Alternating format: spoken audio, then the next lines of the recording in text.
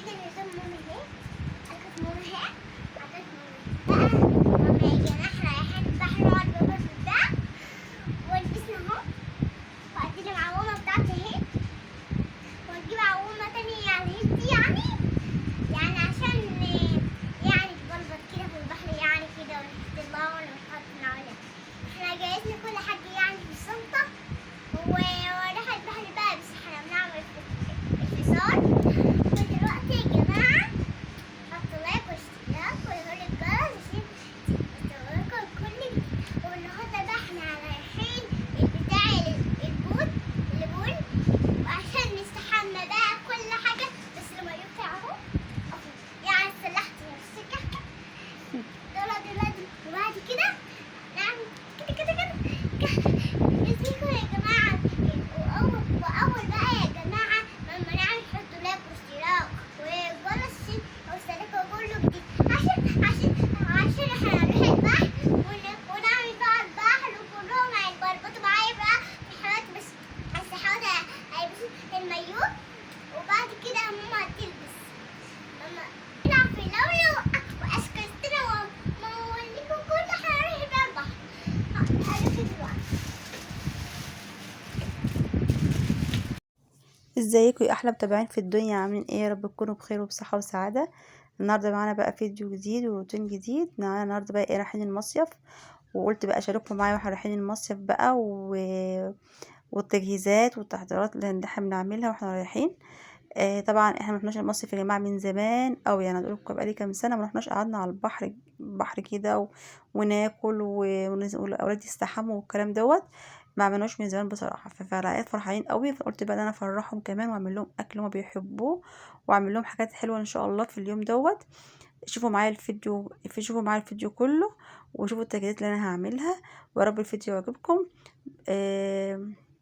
يعني نبدأ كده، نصلي على رسول الله، اللهم صل وسلم وبارك عليك يا حبيبي يا رسول الله. نبدأ الفيديو.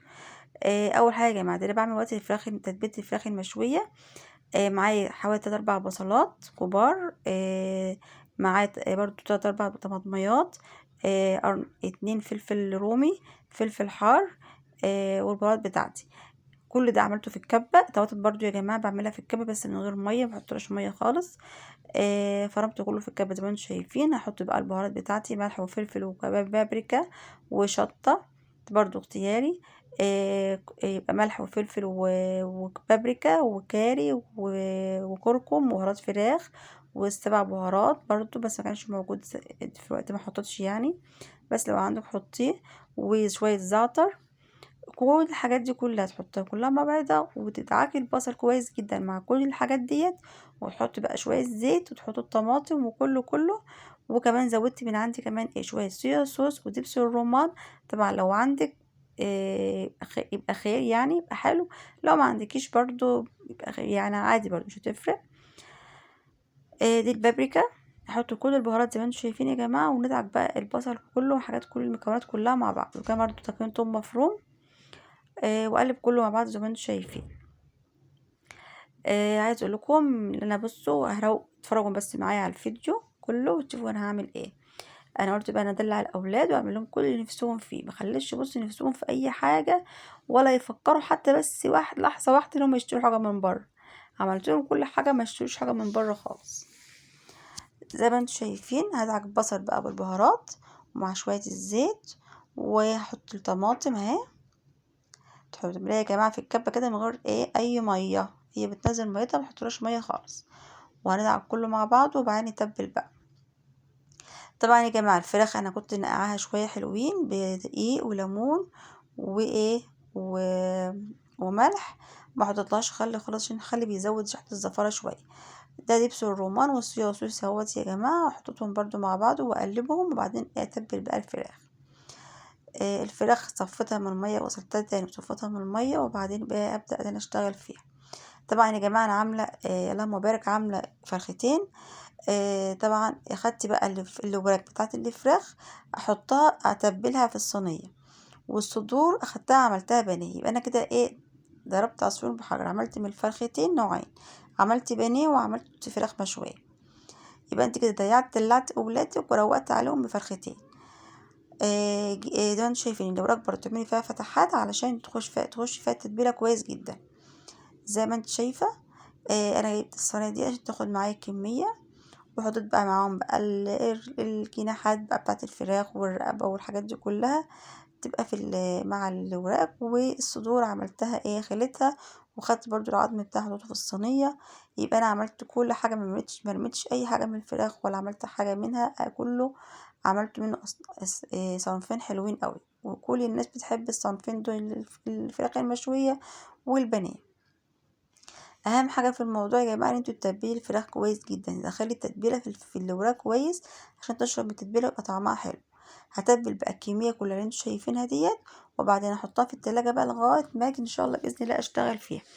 طبعا انا كنت بيوم الخميس، احنا رايحين يوم الجمعه، ده كان يوم الخميس بالليل. عملت الحاجات دي كلها عشان قبل ما نمشي يعني بكام ساعه كده ولع الاكل، لان طبعا هنمشي من الصبح بدري، فانا قمت بقى الفجر ولعت على الاكل ده. خلاص بقى هركن الفراخ على جنب في التلاجة وهشتغل بقى في البانيه. خلاص كده يا جماعة اهو، بظبط بس الصينية زي ما انتوا شايفين واحطها بقى في التلاجة. جبت بقى عشان اعمل البانيه بقى يا جماعة تتبيلة البانيه. برضو معايا بصلة كبيرة، احط عليها بقى البهارات بقى اللي شوية ملح، شوية فلفل، بابريكا، شطة، كركم، كاري، بهارات فراخ، 7 بهارات برضو، وشوية زعتر. كل ده احطه في التتبيل. طبعا لو انت عايز تعمله مية بصل بس برضو بيبقى حلو برضو، زي ما انت عايز. هحط بس البهارات زي ما انتم شايفين، ده كاري يا جماعة، وحطيت الكركم ولسه بهارات الفراخ زي ما انتم شايفين اهو. دي البابريكا. هقلب بقى واحط شوية زيت وشوية خل وعصير ليمون، يبقى التتبيلة كلها اهي مع بعض. وبعدين بقى الفراخ زي ما انتم شايفين برضو، صدور برضو كنت نقعها برضو لوحدها بعد ما خليتها بليمون برضو ودقيق، ونقعتها شوية وملح، وغسلتهم بقى تاني وصفتهم من المية، وبعدين انزل عليها زي ما انتم شايفين بقى في التتبيلة، واسيبها في التلاجة برضو لغاية ما اجي ان شاء الله اشتغل فيها قبل ما يمشي ان شاء الله. عايز اقولك كمان ان انا قبل ما اشتغل في البانيه، كنت أنا برضو جيت على الساعة 11 كده بالليل، قمت رايحة عاملاها بالبقسماط والبيض، وحطيتها برضو في التلاجة لغاية بقى عشان لما اجي احمرها ان شاء الله بالليل ما يبقاش يعني كل حاجة مع بعضها، احمرها على طول ما تاخدش منه وقت. فانا عملت كده، عملت البانيه عملته بالبقسماط، وبعدين حطيته في التلاجة بقى لغاية اما اجي اشتغل فيه. قلت ان شاء الله يعني ساعة الفجر كده ابدأ اشتغل في الاكل، اولع عليه بقى يعني يستوي. جيت على الساعة 4 يعني قمت مولعة الفراخ واشتغلت في الرز. عايز اقولك بقى لو انت وصلت الفيديو لغايه كده، ما تنسيش باللايك والاشتراك وتفعيل الجرس عشان يوصلك كل جديد. وبالله عليك ما تنسيش اللايك يا جماعه، عشان بيوصل اللي يعني الفيديو لاكتر حد ممكن يعني. فبالله عليك ما تنسيش باللايك عشان انتوا بتنسوا اللايك يا جماعه. وعايزه كومنت حلو منك كده بيشجعني وبيبسطني، وبيعمل لي كده تشجيع حلوه عشان اكمل معاكم ان شاء الله. وكده البانيه كان خلص معانا، هنحطه بقى في التلاجة. جيت بقى عشان اعمل لهم بقى حاجه حلوه بقى، حاجه مسكره يتحلوا بقى وهم قاعدين على البحر. اعمل لهم قلت اما اعمل لهم بقى صينيه كيكه بالشوكولاته، هم بيحبوها قوي. يعني هم بيحبوا كيكه بالشوكولاته عن الكيكه اللي بالبرتقال، فانا قلت اعمل لهم كيكه بالشوكولاته كده وادلعهم. ادخلوا على القناه وشوفوا طريقه عملي في كيكه الشوكولاته، انا عملتها كذا مره. ادخلوا على القناه وشوفوا الفيديو كامل. زي ما انتم شايفين الكيكه عملت لها الصوص بتاعها اللي هو يعني دول 4 كوبايات من الدقيق. عامله لهم الصوص بتاعهم، بيحبوا الصوص يكون كتير شويه، حوالي 1.5 كوباية من اللبن، على 5 أو 4 معالق من الكاكاو الخام، وشوية فانيليا وشوية قرفة، وهقلب كله مع بعض، وكوباية سكر، كله مع بعضه في الخلاط. وبعدين احطه في الفريزر شوية او في التلاجة لما يسقع شوية، وبعدين اعمل كده تطلع من الفرن او مسقية كيكة زي ما انتم شايفين. خلاص سقيت الكيكة اهوت. هما بيحبوا الصوص فيكون كتير يا جماعة، فانا بكتر الصوص يعني العادي، يعني هو العادي بتحطوا كوباية لبن على كوباية سكر، انا هنزود اللبن شوية عشان يعمل معاهم صوص كتير شوية. واحط بقى استناها بقى تشرب الصوص بتاعها، وبعدين احطها في التلاجة شوية لغاية ما تبقى متماسكة وحلوة. عايز اقول لكم كان طعمها خطير، وكانوا بقى مبسوطين قوي. طبعا في حاجة مسكرة كده ياكلوها على البحر. اعملي كده لما تكوني رايحه البحر، اعملي حاجه لولادك ياكلوها تكون مسكره كده، يعني ايه تديلهم كده طاقه يعني. المهم بقى دي الفراخ كنت الساعه وقت 4 الفجر يا جماعه، ولعت بقى الفراخ تستوي على البوتاجاز، وبعدين خليت اكمل سوا بقى في الفرن. وفي نفس الوقت بقى قلت مولع على الرز برضو ان هو يستوي برضو مع الفراخ. جبت معايا حوالي بصلتين، وبعدين جبت شويه زيت على شويه سمن، على ممكن زيت على سمنه زي ما انت عايزه يعني. هتحطي بقى البصل لما الزيت يسخن، تقعدي تقلبي في البصل لغايه ما ياخد لون ذهبي معاكي. وبعدين هتنزلي بقى ايه كنت عامله معايا عامله جزرايه مبشوره، هتحطها برضو على البصل بس بعد ما يتحمر، وتقلبيه شويه مع البصل، وتنزلي بقى عليه بالبهارات بقى. هستنى بس ما البصل تصفر شويه، وبعدين انزل عليها بالجزر المبشور زي ما انتم شايفين. اخدت معايا لون دهبي شويه، فنزلت عليها بالجزر المبشور زي ما انت شايفه. وبعدين احط لها البهارات بقى اللي هي ملح وفلفل وكركم وكاري وبهارات فراخ.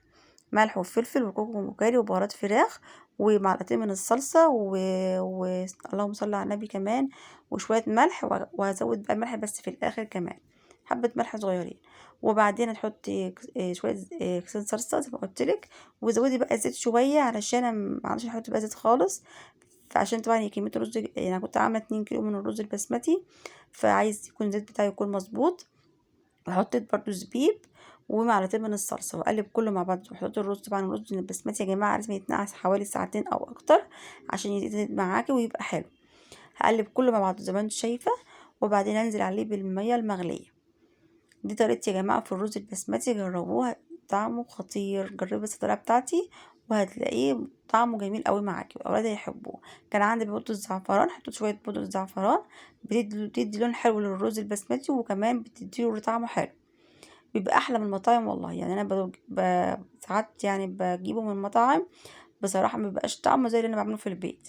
اللي بيتعمل في البيت بيبقى حاجة تانية يا جماعة. وبعدين هتنزلي يعني كمان حتى اللي بيتعمل في المطاعم ما بيكلفوش، واحنا بنكلفه كده يعني حاطين زبيب وجزر وحاطين اللهم صل على النبي، مكلفينه يعني، وحطيت نقطة زعفران ومخلينه مروقين عليه اخر روقان. يعني في المطاعم ما بيعملوش كده. وده كان خلاص، كان الرز كان نشف معانا، هنقلبه. شوف طالع مفلفل وجميل ازاي، احلى من المطاعم. جربيه بس. وهتقلبيه بقى وتسيبيه بيكمل سوا كمان شويه، وبعدين تطفي عليه. انا سبته كمان شويه، هديت النار عليه خالص، سبته شويه كمان حلوين. اللهم بارك. بصوا كان طعمه جميل وما شاء الله قضانا وفاض كمان. طبعا انتوا عارفين ان الاولاد لما بيكونوا على البحر بيبقوا عايزين طبعا كل شويه، يعني لو نزلوا شويه الميه بيبقوا عايزين كل شويه بيطلعوا جعانين. طبعا لازم يكون معاك اكل بالزياده عشان الاولاد. كنا جايبين معانا برضو جبن وعيش وكلام من ده، عشان ايه كنت واخده معايا طماطم وخيار. بصوا كنت مروقه عليهم والله ما شاء الله. ما جبناش اي حاجه يعني، ما فيش اصلا فرصه ان هم يجيبوا حاجه. ودي كمان يا جماعه الفراخ المشويه، حطيتها بقى من تحت في الفرن شويه تستوي وتحمر نفسها في الفرن. وكنت عاملهم بقى كمان يا جماعه كمان فشار زي ما انتم شايفين. جبت بقى اشتريتهم في ذره فشار، قلت بعملهم برضه عشان ما يشتروش حاجه من بره ولا يفكروا ولا لحظه كده اللي هم يشتروا حاجه من بره. كل سنه وانتم طيبين. النهارده بقى احنا هنروح البحر يعني حلو معانا، عشان النهارده بقى احنا هنروح البحر وجبنا دعوة هناك دلوقتي هنعرف. ماشي. كده شوفوا كل حلاوة ما شاء الله. ما شاء الله.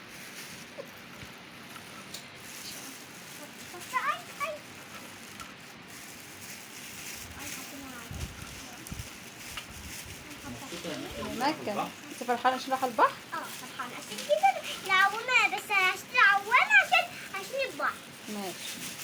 اما نروح هناك هجيب لك عوام. يعني نروح يعني. ماشي. اهم حاجة يا مكة تكوني مبسوطة. هتكون مبسوطة بس هجيب كمان جلدة. ماشي. شايفين يا جماعة البانيه انا كنت عملته وحطيته في التلاجة عشان على القلي على طول. فطبعا انا مسخنه زي ما انتم شايفين الزيت اهو. احطه بقى على طول في الزيت.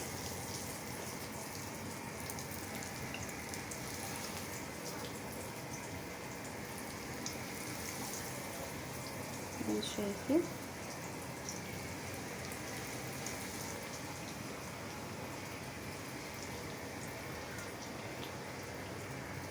رفيعة شوية.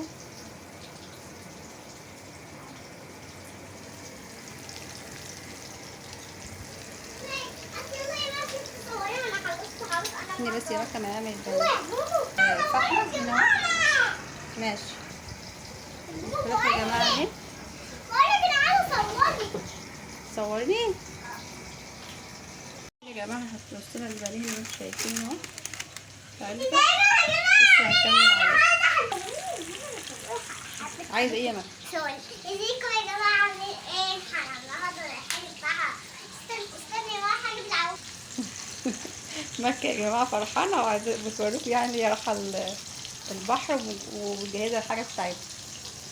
ده حميد البانيه دلوقتي والرز سايباه عشان يبرد. يا ماما جبت العوامة. نعم يا مكة. ازيكم يا جماعة عاملين ايه؟ النهارده احنا رايحين البحر. يعني في بكرة يعني احنا رايحين البحر وبنعمل اهو. بس عملنا فصل يعني ورايحين البحر يا جماعة. ازيكم يا جماعة عاملين ايه؟ انتوا حطوا يا جماعة. حط لايك واشتراك يا جماعة. نفسي صوت تحط لايك واشتراك. زميل الجرس. يفتح الجرس كده. ايوه هنتحرك ازاي يا جماعة؟ عشان انتوا رايحين يا جماعة. رايحين البحر. انا بقى حط لايك يا جماعة. انا منكم يا جماعة. عايزة انا منكم عشان انتوا مش رايحين تروحوا البحر. نفسكم رايحين البحر يا جماعة. انا بحبكم كتير كتير عن كده. بصوا بقى يا جماعة احنا عوامة بتاعتي اهي. استني يا مكة بس ما نشوف البانيه الأول. اصبري يا مكة اصبري.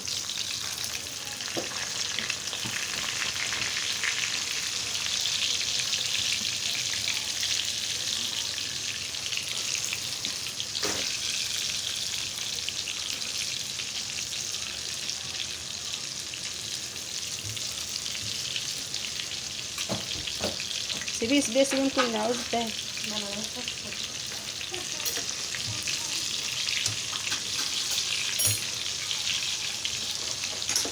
الفراخ برضو طبعا يا جماعه بقى كده كنا خلصنا الاكل بقى. كنا خلاص بقينا قربنا نمشي. جبت العلبه اللي هي العلبه اللي هي الحافظه ديت. حطيت فيها الورق الحراري وبعدين حطيت عليه يعني حطيت الاول الورق الحراري من تحت. حطيت عليه ورقه الزبده زي ما انتم شايفين عشان ما احطش على الورق الحراري على طول.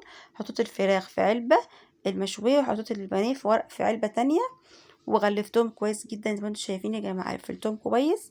وده كان يومنا يا جماعه والسلام عليكم ورحمه الله وبركاته.